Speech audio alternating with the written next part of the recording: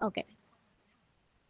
So last class we started with the definition of physiological modeling. What is it? How it was used, and then fundamental concepts, and the difference between engineering and physiological systems, and also human body as a complex system. How we can model the human body. We just saw one big block diagram, right? So like this we can model the human body and biological system model properties. All those things we discussed in last class. So for this class, we'll start with the next topic, that is models and modeling purposes and the various approaches to modeling. Okay, so let me just zoom it a bit. Okay, okay. So model modelன்றது என்னன்றது last class we have discussed, right? It's a representation of reality involving some degree of approximation.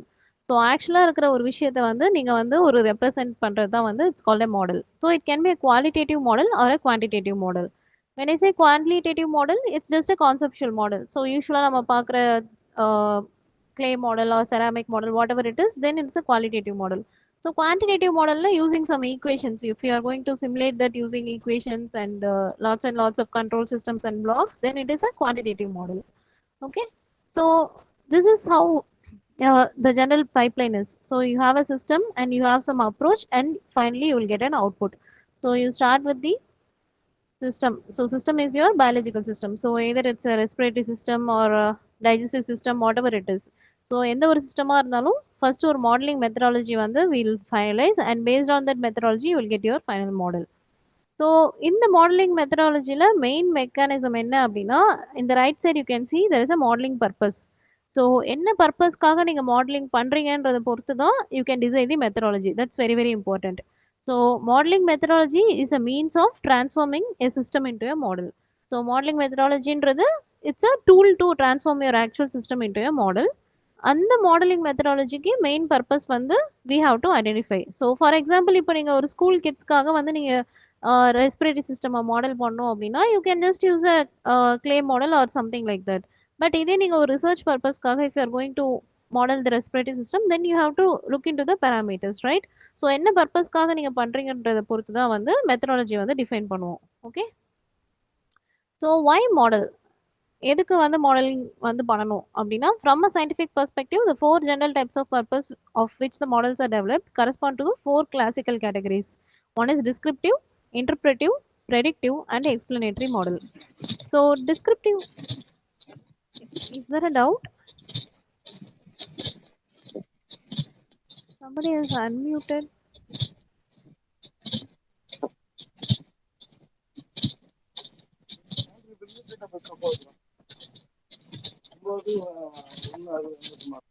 Okay, I have muted. Sherry. So descriptive model is the use of mathematical models. Again, I'm hearing some noise.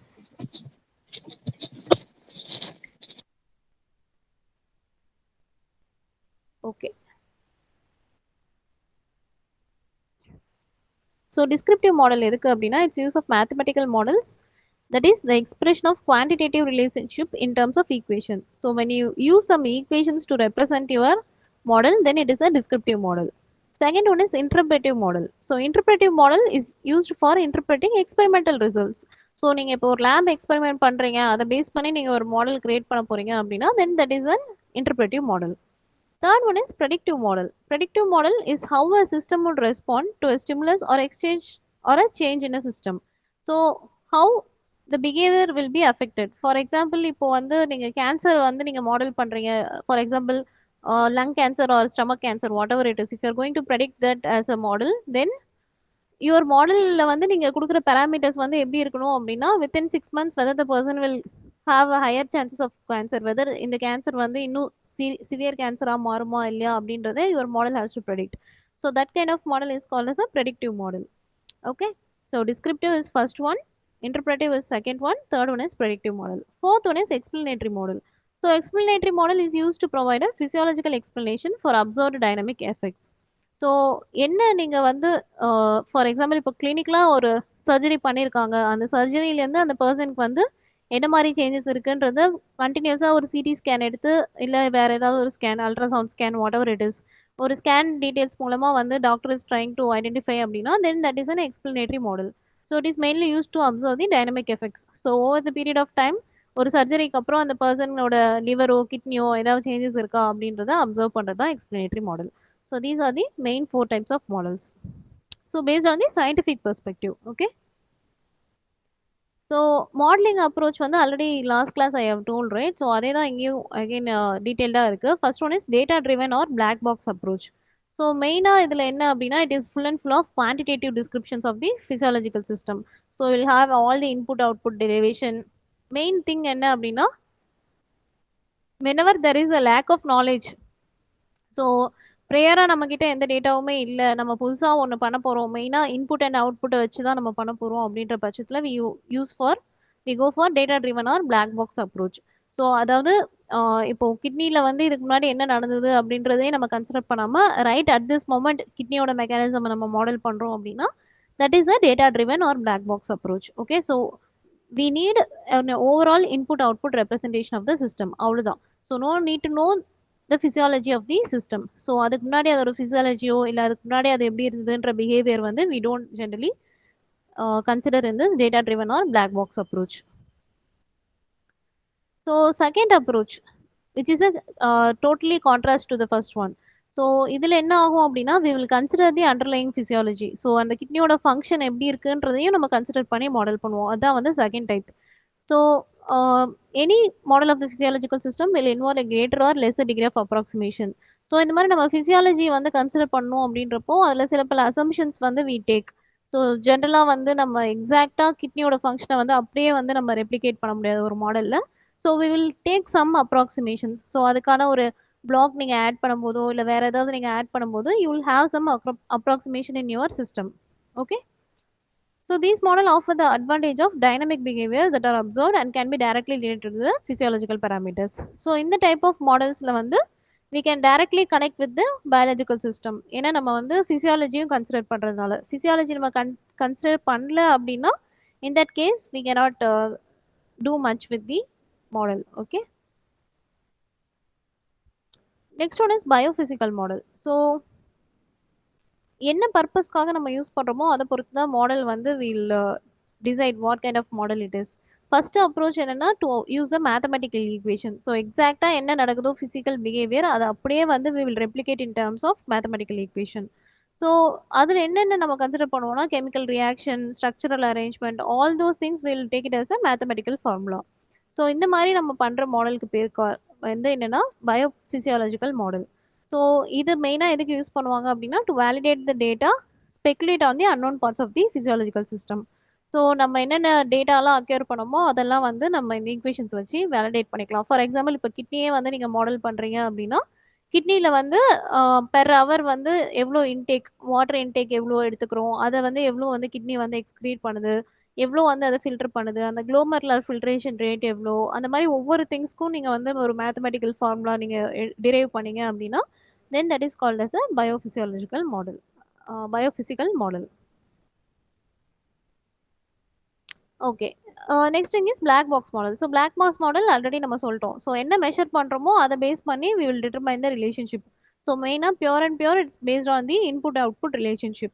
Okay, so for example the input output transfer function is determined simply by using the sampled input and output signals. Then this is description is entirely empirical. So இந்த மாதிரி இன்புட்க்கும் அவுட்புட்க்கும் இருக்கிற relation மட்டும் தான் நம்ம consider பண்ணுவோம், வேற எந்த physiology எதுவுமே கன்சிடர் பண்ண மாட்டோம்னா that is called as a black box model. So these models also be computationally simpler than biophysical model obviously. ஏன்னா நம்ம சிஸ்டமோட ஃபிசியாலஜியை சுத்தமாக நம்ம கன்சிடர் பண்ணல, we are just taking input and the output of the system. So ஒரு particular இன்புட்க்கு how the system is giving the output அவ்வளோதான். So we are not going to focus on anything else. So that is called as a black box model. So just to recap, based on the purpose, you can classify the model as descriptive, interpretive, predictive and explanatory. Descriptive அப்படின்னா we use the quantitative relationship in terms of equation. Interpretive model அப்படின்னா experimental data. Predictive model அப்படின்னா அந்த model ஒரு ஸ்டிமுலஸ்க்கு எப்படி change ஆகும்னு predict பண்ணுறது. Explanatory model அப்படின்னா you use the physiological explanation. So physiology base பண்ணி full and full if you are going to develop a model, then that's the explanatory model. So இதுதான் 4 main types of models. இதுல ரெண்டு main models என்னன்னா, first one is biophysical model. Biophysical modelனா சிஸ்டமோட physiology வச்சு you are going to create some equations and you are going to create a model. So that is a biophysical model. Black box model அப்படின்னா input output relationship மட்டும்தான், you are not going to consider anything else, you are not going to consider the physiology. So அதனால black box model is obviously computationally simpler than the biophysical models. ஏன்னா நம்ம சிஸ்டமோட physiology எதையுமே நம்ம consider பண்ணல. Just ஒரு kidney இருக்கு அப்படின்னா அந்த கிட்னி மாடலுக்கு நீங்க வந்து இன்புட் எவ்வளவு கொடுக்குறீங்களோ அதுக்கேற்ற மாதிரி அவுட்புட் எப்படி வருது, அப்படி எப்படி சேஞ்ச் ஆகுதுன்னு பேராமீட்டர்ஸ் சேஞ்ச் பண்ணி நீங்க செக் பண்ணுவீங்க, அவ்வளவுதான். மற்றபடி அந்த கிட்னிக்குள்ள இருக்கிற நெஃப்ரான், அந்த நெஃப்ரானோட ஃபங்க்ஷன், அந்த மாதிரி ஃபிசியாலஜி எல்லாம் you are not going to consider. So அந்த மாதிரி இருந்ததுன்னா then that's called a black box model. Okay, so டேட்டாவை நம்ம மாடல் பண்றதுல ரெண்டு அப்ரோச் இருக்கு. ஒன்று வந்து டிட்டர்மினிஸ்டிக்கா இருக்கலாம், இல்லைன்னா ஸ்டொக்காஸ்டிக்கா இருக்கலாம். ஸோ டிட்டர்மினிஸ்டிக் அப்படின்னா இந்த சிஸ்டம் இப்படி தான் பிஹேவ் பண்ணணும் அப்படின்னு சொல்லிட்டு you will have set of values. Stochastic அப்படின்னா ரேண்டமா, ஸோ எப்படி இன்புட் கொடுத்தாலும் உங்களோட சிஸ்டம் வந்து ஒர்க் ஆகும், அந்த மாதிரி நீங்க மாடல் பண்ணீங்கன்னா then that is a stochastic model. So ரெண்டு கேசஸ்லையுமே the output will be generally corrupted by noise. So நீங்க என்ன சிஸ்டம் ரெடி பண்ணாலுமே நாய்ஸ்ன்றது it's unavoidable. But in the first case the system output is a deterministic function of the input. But first கேஸ்ல வந்து we can somewhat restrict the noise. ஏன்னா வந்து இந்த input கொடுத்தா இந்த அவுட்புட் தான் வரும்னு வந்து நம்ம ஃபிக்ஸ்டாக வச்சிருப்போம் டிட்டர்மினிஸ்டிக்ல. ஸோ அதனால வந்து நமக்கு நாய்ஸ் வந்தாலும் நம்ம வந்து ஈஸியாக வந்து அதை வந்து ரிமூவ் பண்ணிடலாம். பட் ஸ்டொக்காஸ்டிக் கேஸில் வந்து நமக்கு ரேண்டமாக இன்புட் சேஞ்ச் ஆனால் ரேண்டமாக அவுட்புட்டும் சேஞ்ச் ஆகும். ஸோ நம்ம வந்து அதை வந்து டிஃபைன் பண்ணியிருக்க மாட்டோம். ஸோ அந்த கேசஸில் நாய்ஸ் வந்துச்சுன்னா ரொம்ப கஷ்டம். ஸோ நம்ம சிஸ்டமை மாடல் பண்ணும்போது you should be very clear what kind of system you're modelling and for what purpose you're modelling. அதை தான் வந்து அவங்க சொல்ல வராங்க. ஸோ என்ன பர்பஸ்க்காக பண்ணுறீங்கன்றதை you should be very clear. And then what approach you are using, என்ன அப்ரோச் நீங்கள் யூஸ் பண்ண போகிறீங்க, மேத்தமெட்டிக்கலாக யூஸ் பண்ண போகிறீங்களா இல்லை ஜஸ்ட் வந்து ஒரு கான்செப்ஷுவல் மாடல் யூஸ் பண்ண போகிறீங்களா அப்படின்றத you have to be very very clear. So the stochastic modeling strategy is particularly important in electrophysiology and neurophysiology. So in the second approach வந்து even though அதில் வந்து நிறைய நாய்ஸ் வந்தாலுமே கூட அதை நம்ம எதுக்கு மெயின் அப்ளிகேஷனை யூஸ் பண்ணுறோன்னு பாருங்க, எலக்ட்ரோஃபிசியாலஜி அண்ட் நியூரோஃபிசியாலஜி. ஸோ எலக்ட்ரோஃபிசியாலஜி அப்படின்னா மெயினாக நம்ம பாடியில் ஆக்ஷன் பொட்டன்ஷியல்ஸ்லாம் டிரான்ஸ்மிட் ஆகுது இல்லையா, ஸோ அதோட ஃபிசியாலஜி. அண்ட் நியூரோஃபிசியாலஜி நியூரான்ஸில் வந்து இன் பர்டிகுலர் அந்த ஆக்ஷன் பொட்டன்ஷியல் டிரான்ஸ்மிட் ஆகும்போது என்னென்ன மாதிரியான சேஞ்சஸ் இருக்கும் அப்படின்னு வந்து படிக்கிறதுக்காக they யூஸ் திஸ். பட் இது வந்து மெயினாக எதுக்கு வந்து இந்த ரெண்டு அப்ளிகேஷன் வந்து போட்டிருக்காங்க அப்படின்னா, in case of developmental disorders or in case of வந்து மஸ்குலோஸ்கெலட்டல் டிசார்டர்ஸ், மசில்ஸ் வந்து சரியாக ஃபங்க்ஷன் ஆகலை, பேரலிசிஸ் ஆர் ஸ்ட்ரோக், அந்த மாதிரி கேசஸ்லலாம் என்ன ஆகும் அப்படின்னா அந்த சிஸ்டம் எப்படி ஃபங்க்ஷன் ஆகுதுன்றத ஐடென்டிஃபை பண்ணுறதுக்கு they use to model this. So ரிசர்ச்சில் வந்து இந்த மாதிரி நிறையலாம் வந்து ஸ்டடீஸ் பண்ணுவாங்க. ஸோ அப்போ வந்து இந்த type of stochastic modelling strategy is very very helpful. ஏன்னா ரேண்டமாக we cannot even detect how the system is behaving. Normal healthy ஹியூமன்ஸில் we can say ஓ வந்து நார்மலாக அந்த பர்சன் நடக்கும்போது அவங்களோட ஃபயரிங் ரேட் இப்படி இருக்கும் நியூரான்ஸில், அவங்க ஓடும்போது அவங்களோட நியூரான்ஸ் ஃபயரிங் ரேட் வேற மாதிரி இருக்கும்ன்றத ஒரு particular range we can say. But in case of people with developmental disorders or musculoskeletal disorders, we cannot justify that. So அந்த மாதிரி இருக்கும்போது இந்த stochastic approach வந்து it's very very useful. Next thing is it can be either discrete or continuous. So first it can be deterministic or stochastic approach, or it can be discrete or continuous approach. So discrete approach அப்படின்னா you know that very well, right? You guys would have studied signals and systems, signal processing கூட படிச்சிருப்பீங்க. So for instance blood glucose concentration, ஒரு diabetics பேஷண்ட்டில் வந்து blood glucose concentration நம்ம எடுக்கிறோம் அப்படின்னா that's a continuous signal. So கண்டினியூஸாக அவங்களோட பிளட் குளுக்கோஸ் லெவல் வந்து சேஞ்ச் ஆகிட்டே இருக்கும். அவங்க சாப்பிடாம இருந்தால் பிளட் குளுக்கோஸ் வேறு மாதிரி இருக்கும், ஸ்வீட் சாப்பிட்டா வேறு மாதிரி இருக்கும், நார்மல் மீல்ஸ் சாப்பிட்டா வேறு மாதிரி இருக்கும். So that's a continuous signal. இதே வந்து அதே குளுக்கோஸ் கான்சன்ட்ரேஷனை நீங்கள் வந்து அந்த பர்சனுக்கு வந்து லெட்ஸ் சே இந்த வீக்கில் ஒரு தடவை நெக்ஸ்ட் வீக்கில் ஒரு தடவை மெஷர் பண்ணிங்க, then that's a discrete data. So continuous and டிஸ்கிரீட்க்கு என்ன டிஃப்ரென்ஸ் அப்படின்னா, கண்டினியூஸ்னா you are continuously going to take the data, டிஸ்கிரீட்னா with some intervals of time you are going to take the data, அவ்வளோதான் டிஃப்ரென்ஸ். ஓகே, ஸோ கண்டினியூஸ் டேட்டாக்கு இன்னொரு example cardiac status of the patient. So 24 hours வந்து ஒரு வீக்கில் for example இப்போ ஐசியூவில் ஒரு பேஷண்ட் இருக்காங்க அப்படின்னா அந்த பேஷண்ட்டுக்கு கண்டினியூஸாக எல்லா பேராமீட்டர்ஸுமே மானிட்டர் பண்ணிட்டு இருப்பாங்க. ஹார்ட் ரேட்டு, பிளட் சேச்சுரேஷனு, அதுக்கப்புறம் வந்து லங்ஸோட இது, and then every parameter they will take, like எல்லா multi parameter system வந்து it will be connected to the patient. So that is a continuous data. இதே வந்து நார்மலா ஒரு பர்சன் வந்து இப்போ செக்அப் போறாங்க அப்படின்னா in that case அந்த பர்சனோட எல்லாமே வந்து they will just take and then next checkup வரும்போது தான் next set of data எடுப்பாங்க. Then in that case it's a discrete data. Okay. Okay, so this block diagram is important. So இதுல வந்து you can see the physiological system. So first நம்மளோட main thing physiological system. எந்த system நீங்க model பண்ண போறீங்களோ அதான் வந்து first block. அதுல இருந்து we are going to take some model structure. So இப்போ கிட்னி அப்படின்னா கிட்னில என்னென்ன structures இருக்கும்ன்றத you are going to have some structure and then you have to estimate the parameters. என்னென்ன parameters வேணும்ன்றத எப்படி எஸ்டிமேட் பண்ணுவீங்க, டேட்டா வேணும் நமக்கு. ஸோ இப்போ ஃபார் எக்ஸாம்பிள் ஒரு பேஷண்ட்டோட டயாலிசிஸ் வந்து நீங்க மாடல் பண்ண போறீங்க. கிட்னி வந்து ஒர்க் ஆகல, பட் ஆனால் நீங்க வந்து கிட்னியை வந்து ஆர்டிஃபிஷியல் கிட்னியை வந்து நீங்க மாடல் பண்ண போறீங்க அப்படின்னா over the period of time ஒரு கிட்னி எப்படி ஃபங்க்ஷன் ஆகணும்னு ஒரு டேட்டா தெரிஞ்சாதான் நீங்க பேராமீட்டர்ஸ் வந்து அதுக்கேற்ற மாதிரி செட் பண்ண முடியும். ஸோ ஜஸ்ட் லைக் தட் நீங்க வந்து ஒரு ஆல்ஃபா பீட்டா டெல்டா அப்படின்னு சொல்லிட்டு பேராமீட்டர் செட் பண்ண முடியாது. ஸோ ஒரு நார்மல் ஹெல்த்தி ஹியூமன்ஸ்க்கு கிட்னியில் என்னென்ன ஃபங்க்ஷன்ஸ் இருக்கு, அதே மாதிரி டிசீஸ்டு பேஷண்ட்ஸ் கிட்னி ஃபெயிலியர் உள்ளவங்க ஸ்டேஜ் 1 ஸ்டேஜ் 2 ஸ்டேஜ் 3 அந்த மாதிரி ஒவ்வொன்றுத்துக்குமே டேட்டா வேணும். ஸோ அந்த டேட்டா இருந்தால் தான் you can estimate the parameters. So that is important. So அந்த கிட்னி என்ன ஸ்ட்ரக்சர் எப்படி இருக்குன்றது உங்களுக்கு தெரியணும், அதோட பேராமீட்டர்ஸும் தெரியணும். And then for which purpose you are doing. So இந்த ஆர்டிஃபிஷியல் கிட்னி என்ன பர்பஸ்க்காக பண்ணுறீங்க, either you are going to make it for study purpose or research purpose or as an application. நீங்கள் வந்து ஒரு கிட்னியே வந்து ஃபுல்லாக ரெடி பண்ண போகிறீங்க, ஃபுல்லாக வந்து அதை வந்து ஒரு என்ன சொல்கிறது ஒரு பேஸ் மேக்கர் மாதிரி ஒரு டிவைஸ் மாதிரி நீங்கள் அதை பண்ண போகிறீங்க அப்படின்னா அதுக்கேற்ற மாதிரி you have to model your system. Okay, so this is the modeling methodology. So the dotted lines which shows the structure as well as the parameters is your methodology.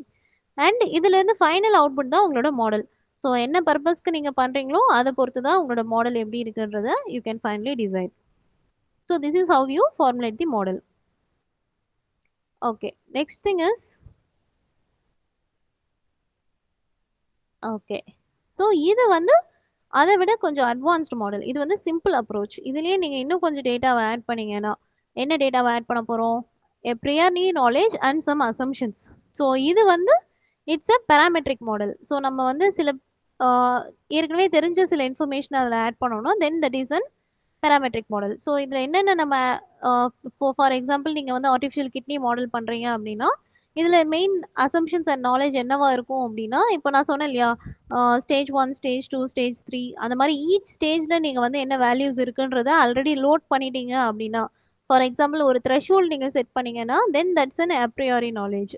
Assumptions இந்த sense assumptions என்ன அசம்ஷன்ஸாக இருக்கலாம் அப்படின்னா, இப்போ வந்து கிட்னியோட filtration ரேட்டும் for example அந்த பர்சனோட டயபெட்டிஸ் கண்டிஷனும் ரிலேட் ஆயிருக்கு அப்படின்றத நீங்கள் வந்து ப்ரூவ் பண்ண போறீங்க அப்படின்னா தென் தட்ஸ் அன் அசம்ஷன். இப்போ ஆப்வியஸ்லி கிட்னிக்கு வந்து டயபெட்டிஸ் இருக்கிறவங்களுக்கும் கிட்னி ஃபங்க்ஷனுக்கும் there is a lot of connection. For example அது இல்லாமல் நீங்கள் வேற யாராவது ஒரு ஃபேக்டர் அசியூம் பண்ணுறீங்க. ஃபார் எக்ஸாம்பிள் விமன் இந்த ஏஜ் ஆஃப் 20 to 30 அவங்களுக்கு தான் இந்த மாதிரி ஆகுது, இல்லைனா மென் இந்த ஏஜ் குரூப் ஆஃப் 70 to 80 அவங்களுக்கு இந்த மாதிரி ஆகுது அப்படின்னு நீங்கள் எதாவது அசியூம் பண்ணுறீங்க அப்படின்னா then that is your assumption condition. So you should have some data knowledge along with the assumption. So அதையும் நீங்கள் ஆட் பண்ணீங்கன்னா you can improve your model.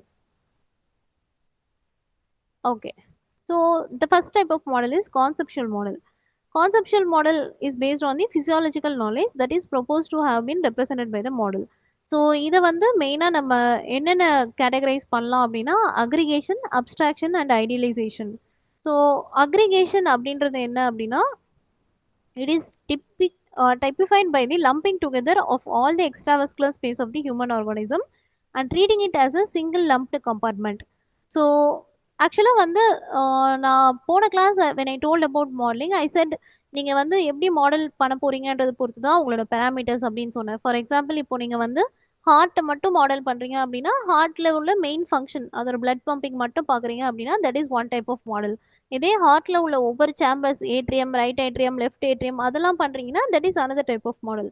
அதுதான் வந்து இவங்க வந்து டிஃப்ரெண்ட் டாபிக்ஸில் கொடுத்துருக்காங்க. அக்ரிகேஷன் அப்படின்றது என்னன்னா கிட்னியை மட்டும் நீங்கள் வந்து ஒரே ஒரு காம்போனண்ட்டாக எடுத்து பண்ணீங்க அப்படின்னா தென் தட் இஸ் அக்ரிகேஷன். இதே வந்து அதை நீங்கள் வந்து டிஃப்ரெண்ட் கம்பார்ட்மெண்ட்ஸாக கிட்னியில் உள்ள ஒவ்வொன்றத்தையும் நீங்கள் ஒவ்வொரு கம்பார்ட்மெண்ட்டாக எடுத்து பண்ணீங்கன்னா then that is different type. Okay, so aggregation is the lumping together எல்லா காம்போனண்ட்டும் including its extracellular fluid எல்லாமே சேர்த்து ஒரே ஒரு கம்பார்ட்மெண்ட்டாக நீங்கள் எடுத்தீங்க அப்படின்னா then that is call an aggregation. So இதெல்லாமே உங்களுக்கு எதில் வரும் அப்படின்னா 2 மார்க் கொஷனில் கேட்பாங்க. டிஃபைன் அக்ரிகேஷன், டிஃபைன் அப்ஸ்ட்ராக்ஷன் அந்த மாதிரி கேட்பாங்க. ஸோ அதனால இந்த மாதிரி டெஃபினேஷன் குட்டி குட்டி டெஃபினேஷன்லாம் you have to memorise. Okay, அது என்னன்றதை நீங்கள் புரிஞ்சுக்கிட்டீங்கன்னா நீங்களே உங்களோட ஓன் வேர்ட்ஸில் எழுதிக்கலாம். அதே மாதிரி டேட்டா மாடலிங்னா என்ன, பிளாக் பாக்ஸ் மாடல்னா என்ன, பயோஃபிசிக்கல் மாடல்னா என்ன, அந்த மாதிரி குட்டி குட்டி கொஷின்ஸ் வந்து உங்களுக்கு வரும். சம்டைம்ஸ் வந்து டிஃப்ரென்ஷியேட் பண்ணுங்க அப்படின்னு கூட சொல்லி கொஷின்ஸ் வரும். Compare black box approach with the biophysical approach அப்படின்னு கேட்பாங்க. ஸோ அந்த மாதிரி குட்டி குட்டி definitions you have to memorise. மற்றபடி this subject is very very easy. Okay okay, so I think I moved away. Okay, so அக்ரிகேஷன்றது என்னன்னா you are going to consider it as a single compartment. Abstraction அப்படின்றது என்னன்னா it's the degree to which only certain aspects of the system are considered in a model. For example, modeling the glucose regulation, the bloodstream is recorded as containing only glucose and hormones are involved in regulation. So abstraction அப்படின்ற concept என்ன அப்படின்னா நீங்கள் வந்து ஒரு blood glucose இப்போ model பண்ணுறீங்க அப்படின்னா அதில் பிளட் குளுக்கோஸ் மட்டும் மெயின் காம்போனண்ட்டாகவும் ஹார்மோன்ஸை வந்து நீங்கள் செகண்டரி காம்பவுண்டாகவும் எடுத்துக்க போகிறீங்க அப்படின்னா then that's call an abstraction. அதாவது சில விஷயங்களை மட்டும்தான் நீங்கள் வந்து மெயின் திங்காக எடுத்துப்பீங்க உங்களோட மாடலில், சில விஷயங்களை you are just going to ignore. அப்படி இருந்ததுன்னா then that's call an abstraction. Okay, so இது வரைக்கும் வந்து we have seen with the definition and different things. Next thing is steps, different steps involved in designing a model. First step என்ன அப்படின்னா model identification. ஒரு மாடலை எப்படி identify பண்ணுவீங்க அப்படின்னா ஃபர்ஸ்ட் எக்ஸ்பெரிமெண்ட் பண்ணும்போது you have some input values, ஒரு unknown system and then output. So output வந்து இன்புட்க்கு ஏற்ற மாதிரி இட் ஹேஸ் டு சேஞ்ச். அந்த அவுட்புட் சேஞ்ச் ஆகுறத you are going to have some feedback system here for the experimental design. So output வந்து உங்களுக்கு சரியாக கிடைக்கிற வரைக்கும் you are going to change your experimental setup. For example இப்போ கிட்னியோட ஃபங்க்ஷனே நீங்கள் எடுத்துக்கிட்டிங்கன்னா கூட இன்புட்ல வந்து நீங்க இந்த நியூட்ரியன்ஸ் கொடுக்குறீங்க, அவுட்புட்ல வந்து அது எல்லாமே ஃபில்டர் ஆகி வரணும். ஆனால் அந்த மாதிரி வரல அப்படின்னா you are going to change some values. So அந்த மெம்பரைன் வேல்யூஸ் இல்லை வேற ஏதாவது வேல்யூஸும் you are going to change. Pressure, flow rate எல்லாமே நீங்கள் சேஞ்ச் பண்ணால் தான் வந்து அகைன் இன்புட் அவுட்புட்க்கு ஒரு ரிலேஷன் வரும். So the design is totally depend on your input and your output. So அதான் வந்து இங்கே ஒரு ஃபீட்பேக் இருக்குது. அண்ட் தென் இதை பேஸ் பண்ணி you are going to create a model here. So அந்த மாடல் ஸ்ட்ரக்சர் அண்ட் டிட்டர்மினேட் பண்ணதுக்கு அப்புறம் you will have some parameter estimation.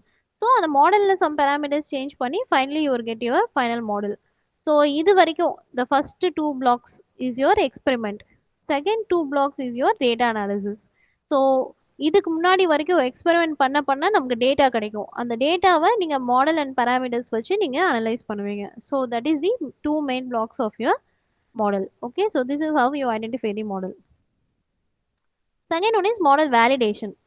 Just like that நம்ம வந்து ஒரு மாடல் கிரியேட் பண்ணிட்டு விட்டுற முடியாது. எந்த ஒரு மாடல் நீங்கள் கிரியேட் பண்ணாலுமே you have to validate that model.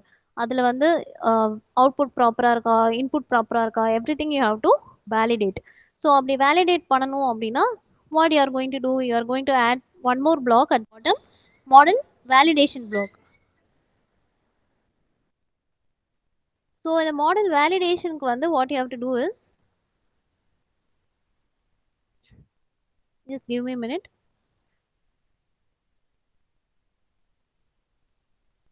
I just got a call.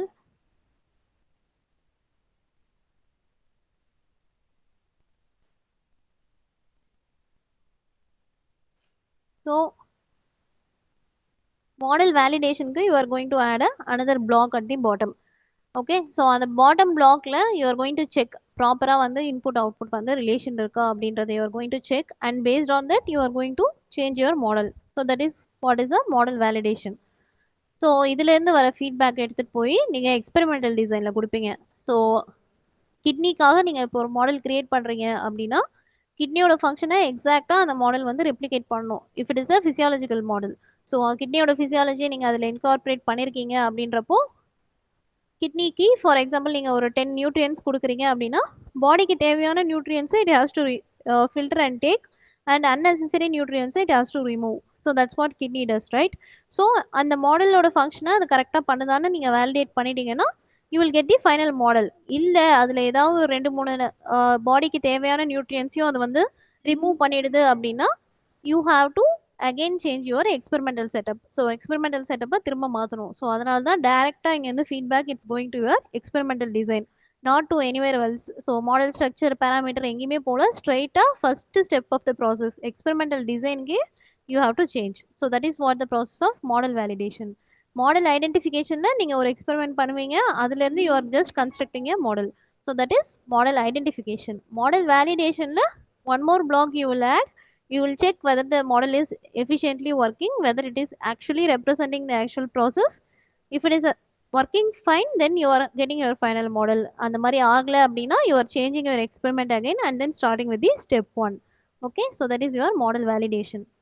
Next one is model simulation. So நீங்கள் எல்லாமே பண்ணிட்டீங்க, உங்களுக்கு வந்து ஈக்குவேஷன்ஸ் எல்லாமே போட்டு எல்லாமே ரெடியாக இருக்குன்னா third step is simulation. So you are going to have A computer to simulate your model for you. So இதில் வந்து என்னென்னா, நமக்கு இதுக்கு முன்னாடி ஏதாவது லிமிடேஷன் இருந்தது அப்படின்னா கூட அதை வந்து கம்ப்யூட்டர் சிமுலேஷனில் you can over come.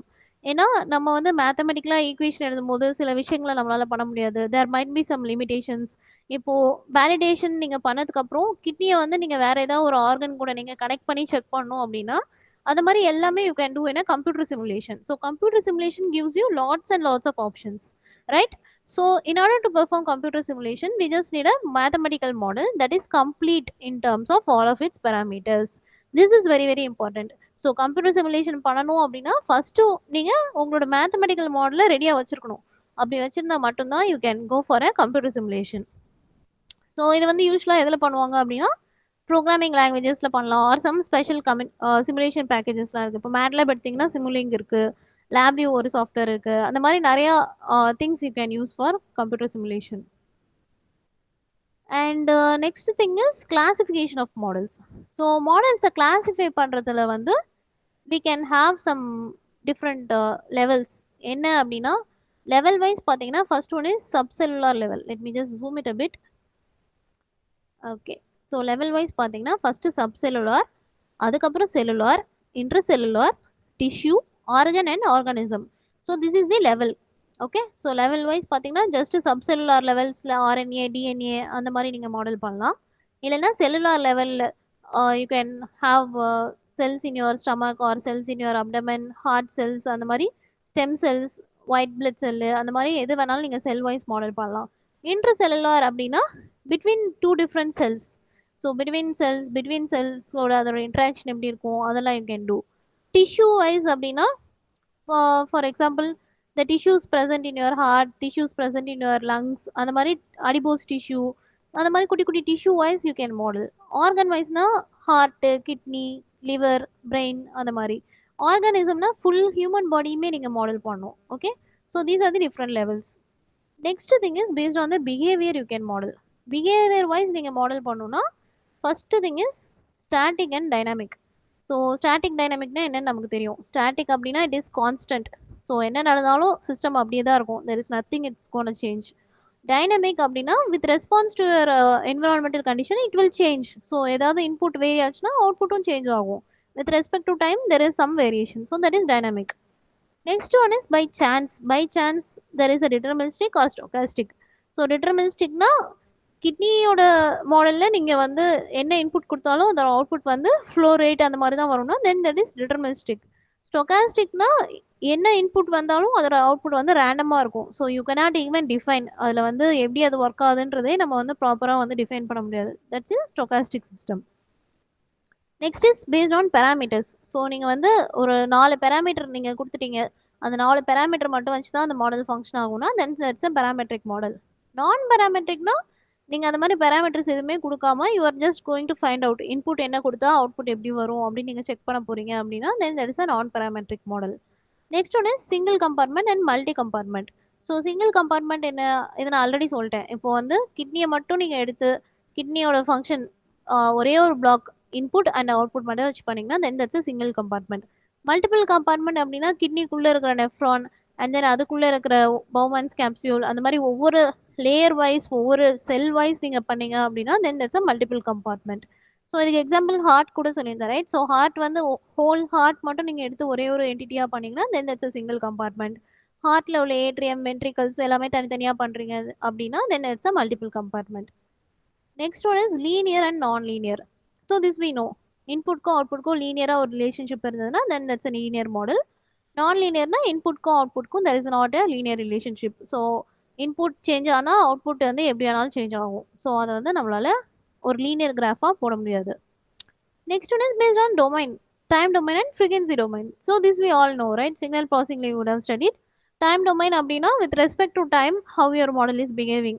Frequency னா based on the frequency. So per hour உங்களோட மாடல் வந்து எவ்வளோ லிட்டர்ஸ் ஆஃப் பிளட் பியூரிஃபை பண்ண முடியும், பெர் ஹவர் வந்து எவ்வளோ அதோட ஃபில்ட்ரேஷன் ரேட். ஸோ அந்த மாதிரி அந்த ஃப்ரீக்வன்சி வந்து we can model. So this is time domain approach and frequency domain approach.